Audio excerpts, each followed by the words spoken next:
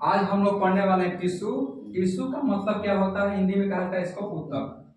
ठीक, टिश्यू क्या कहता है, a group of cell is called tissue, यानी कि पूरे सेल के समूह को हम लोग क्या कहते हैं, टिश्यू कहते हैं, यानी कि ऊतक कहते हैं।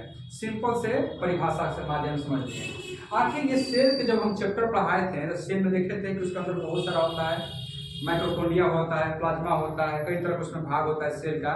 ठीक है, एक झिल्ली से मेम्ब्रेन से ढका होता है।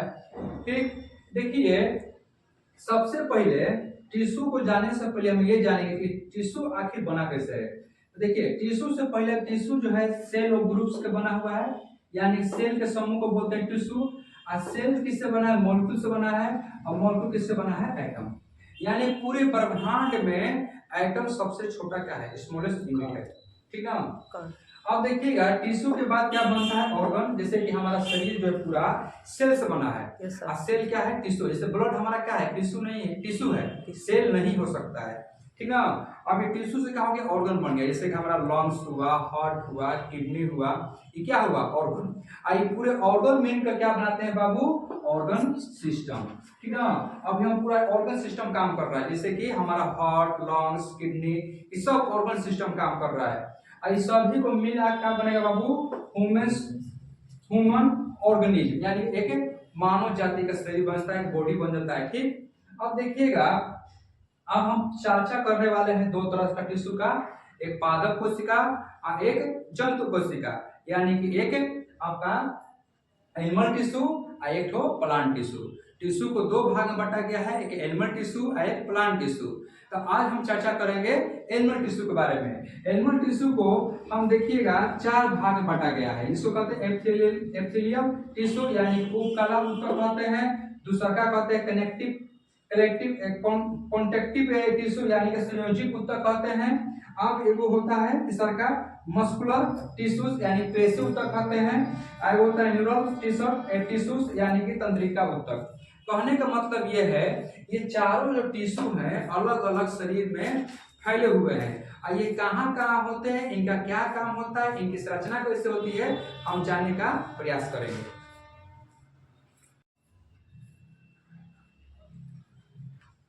देखो बाबू, हम लोग अगर थोड़ा सा गलती भी करेंगे ना तो दो कारण हो सकता है। एक आदमी इग्नोर करना सीखेंगे, अरे ये तो गरीब है, पागल है, इसको बोलना है बोल देता है।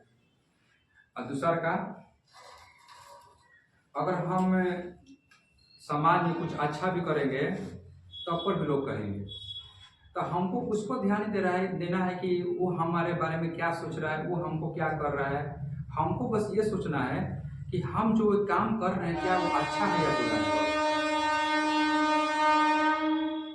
आपको बस ये सोचना है, क्या ये हम जो काम कर रहे हैं, मानिए हम पढ़ रहे हैं, स्टेशन पर पढ़ रहे हैं, चाहे रोड पर पढ़ रहे हैं, चाहे गली में पढ़ रहे हैं, क्या वो खराब है या अच्छा है, आपको ये सोचना है।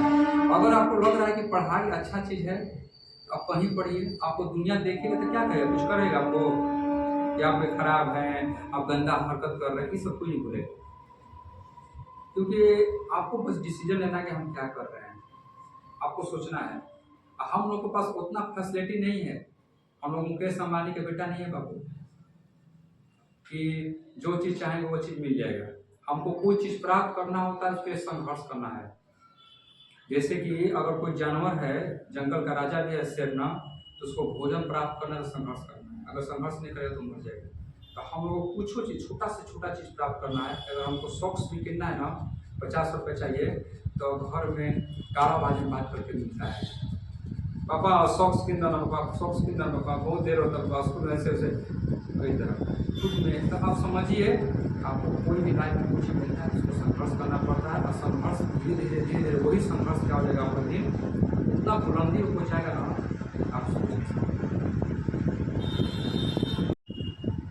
अब देखिएगा उस कोशिका के बारे में हम बारी बारी चर्चा करने वाले हैं। अब देखिए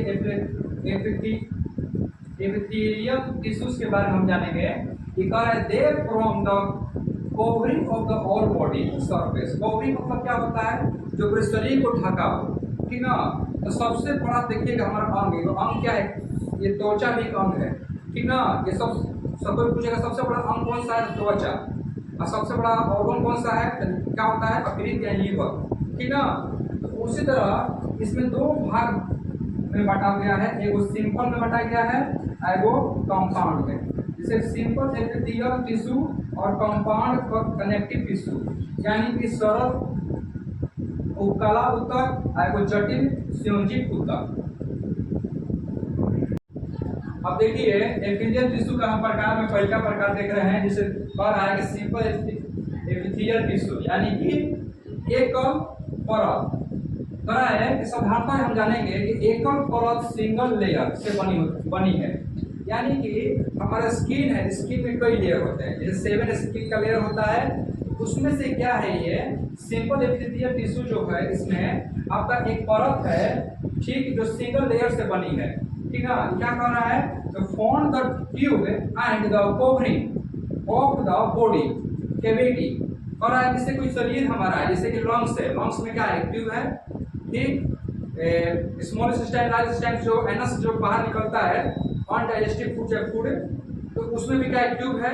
तो जो ऊपर का जो कवरिंग लगाया रहता है, ऊपर का जो भाग देखिएगा, जैसे कि ये पेन है, मान लीजिए कि पेन, ये इसमें चौक लगा हुआ है, इसमें कवरिंग लग गया, ये ऊपर का कवरिंग हुआ, यही होता है, यही सिंपल एपिथेलियल टिश्यू। ठीक ना, जैसे कि कहता क्या है, covering of the body the cavity, शरीर के कोना के आवरण एवं नलियों में पाए जाते हैं। ठीक ना, जैसे लंग्स हुआ, लंग्स में कहीं कवरिंग है वहां पर। अब देखिए कंपाउंड कनेक्टिव टिश्यू, यानी कि जटिल संयोजित ऊतक, ये जो होता है हमारे शरीर के परत को पायसता है, जैसे कि त्वचा हो गया ना, ये इसके ऊपर पायसता है। ठीक, इसके हमारा त्वचा है ना, सब त्वचा का जो ये टिश्यू बना हुआ है, त्वचा हमारे ऊपर से सेल का तो है, लेकिन सेल से ग्रुप से बना है एक टिश्यू। टिश्यू है, इसमें बहुत सारा लेयर है। ठीक, इसमें क्या त्वचा पाया जाता है, यानी कैसा लेयर बाबू, मल्टी लेयर, यानी कि बहुत सारा है, यानी बहु परत है। इसमें शरीर के स्किन को देखिएगा layer by layer, layer by layer बैठा हुआ है। देखिए अब जो है दूसरा का हम पढ़ने वाले हैं संयोजित ऊतक। संयोजित मतलब क्या होता है, एक दूसरे से जुड़ा हुआ, यानी कि कनेक्टिव टिश्यूज, यानी एक दूसरे से ऊतक क्या होगा, जुड़ा रहेगा। जैसे कि ब्लड, ब्लड देखिएगा पूरे हमारे शरीर में प्रवाहित होता रहता है, तो ब्लड क्या है, ऊतक से जुड़ा रहा है। ठीक, ब्लड क्या है, ऊतक है, टिश्यू है, ना कि एक सेल है। ठीक ना, पूरे भाग में, क्योंकि ब्लड में क्या होता है, आरबीसी है, ठीक ना, डब्ल्यूबीसी है, प्लाज्मा है, ठीक ना, और सेल से बन के बना है का चीज टिश्यू। और ब्लड क्या होता है, एक ऊतक होता है, ना कि आप उसको सेल कहिएगा। हड्डी हुआ, हड्डी में देखिए कार्टिलेज हुआ, ये उपास्थि हुआ, इसको कहते हैं कार्टिलेज। समझते हैं क्या हुआ, जैसे ये कान का हड्डी है, देख रहे हैं ना, ये फोल्ड हो जा रहा है, ये देख रहे हैं, ये फोल्ड हो जा रहा है, इसको क्या बोलेंगे हम, कार्टिलेज बोलेंगे। ठीक ना, ये हड्डी का प्रकार ही है, देखिए क्या है, ये कार्टिलेज है, यानी कि ये क्या है, टिश्यू है ये। ठीक ना, बोन, बोन भी क्या है, हड्डी है। अब बोन में जैसे हड्डी है, मान लीजिए हड्डी है, ये देखिए से घूम रहा है ये, ठीक, यहाँ पर जुड़ा हुआ है, उसके नीचे देखिएगा एक परत लगा, इसमें दो वैसे मान लीजिए दो रड है ये, ठीक, और दो रड है ये, तो नीचे देखिए दोनों रड अगर डायरेक्ट हम जोड़ेंगे, इस पर हम वर्क करेंगे, तो क्या होगा, ये घर्षण पैदा होगा इसमें, ठीक, फ्रिक्शन लागू हो जाएगा। इसको यहाँ पे देखिए एक परत लगा रहता है, ठीक ना, यहाँ पर जो परत लगा रहेगा, टिश्यू का बोलते हैं हमें, टिश्यू का भाग है, जिसको हम बोलते हैं बोन। बोन का मतलब बोन का जो नीचे वाला भाग होता है, यहाँ पर ये पूरा हड्डी के बात नहीं कर रहे हैं, ये वाला भाग कर रहे हैं, ठीक ना, ये वाला क्या होता है, टिश्यू है एक तरह से। अब कार्टिलेज समझिएगा कि ये कार्टिलेज है। देखिए सिंपल एपिथेलियल जो टिश्यू होता है, उसका वास्तविक संरचना देखिएगा, वो चापटा की तरह होता है। ठीक, जैसे कि आप क्या कहते हैं, पापड़ की तरह। ठीक है, पापड़ गोलाकार होता है, गोलाकार नहीं। आप पूरा शरीर में टिश्यू फैला है, तो उसको कैसे आकार करिएगा, गोल है कि चापटा है। ठीक, तो यानी कि इस तरह से चापटा होता है। ये शरीर की बाहरी परत होता है, ये बाहरी परत, जैसे ये देख रहे हैं ना, ऊपर वाला, ये उस पर ये होता है। ठीक है, सिंपल एपिथेलियल टिश्यू रक्त नलिकाओं की दीवार पर, जैसे कि मान लीजिए कोई ट्यूब है, ये ट्यूब है, मान चलिए वेनम है, वेन है, यहाँ से मान रक्त बह रहा है, आपका वेन से बह रहा है, तो इस आकार रक्त नलिकाओं की बाहरी दीवार। तो बाहरी दीवार कौन हुआ, ये ऊपर वाला भाग हुआ, इस पर ये क्या होगा, ये एपिथेलियल टिश्यू रहेगा। फिर फेफड़ों के अंदर वायु कोष है। जब वायु कोष आप पढ़िएगा ध्यान से, तो जो उसमें अल्वोली होता है, जो गुच्छा की तरह होता है, और उसमें महीन महीन जो जाता है नस की तरफ, इसमें ऑक्सीजन लेके जाता है, ये होता है, ठीक ना। और अब फेफड़ों के अंदर वायु कोश में, ठीक ना, होता है ये गुहाओं के नाजुक आवरण में, आप समझ गए होंगे, यानी कवेरी ऑफ द कैविटीज, यानी कि जो नली उली होता है एनस ओनस का, ठीक ना, वहां पर ये रहता है, सिंपल एपिथेलियल टिश्यूज, ठीक ना। फिर ग्रास नली की बात करें, ग्रास नली से श्वसन नली कहते हैं, इसको सांस जाता है, ठीक ना। मान चलिए ये हमारा ग्रास नली है, ये ऊपर वाला भाग, मान लीजिए चाम का बना रहेगा, हम सांस इसे लेंगे तो विसर्ट आ जाएगा वो, हम ऊपर के मर जाएंगे, तो क्या होगा, ये उसको ऐसा बनाया, भगवान ने बनाया है कि ताकि क्या करे, वो सांस लेते रहिए और फिर उसी उसी रहेगा। उसको बोलते हैं उनका चीज बना है बाबू, ये सिंपल इंफीरियर टिश्यू का बना हुआ है। लार ग्रंथि जो है हमारा इधर इधर पाया जाता है, ठीक ना, जिसको सैलिवा ग्लैंड कहा जाता है, ये भी जो है किसका है बाबू, सिंपल इंफीरियर टिश्यू से ही बना होता है। अब देखिए मुख्य कार्य देखिएगा, स्राव, जैसे हमारे शरीर का कुछ ऐसे ऐसे भाग होते हैं, हार्मोन होता है, जिससे उस ग्रंथि से क्या होता है, उत्सर्जित हो जाता है, जैसे कि एस्ट्रो हार्मोन का नाम सुने होंगे आप लोग, ठीक ना, ये सब होता है, ये अवशोषण भी करना, ठीक, स्राव करना, यानी कि छोड़ना निकालना, ये सब क्या होता है, इस जो सिंपल टिश्यू का ये कार्य होता है, इसी से बना होता है। लाल ग्रंथियों में ये होता है, सैलिवा ग्लैंड होता है जो यहाँ पर पाया जाता है, ये उसी से क्या होता है बाबू, ये सिंपल इंफीरियर टिश्यू वहाँ पर पाया जाता है। फिर उसी तरह देखिएगा मुख्य कार्य स्राव और अवशोषण करने का जो भाग होता है शरीर का निकालने वाला, तो वहाँ भी क्या होता है बाबू, ये सिंपल इंफीरियर टिश्यू वहाँ पर पाया जाता है।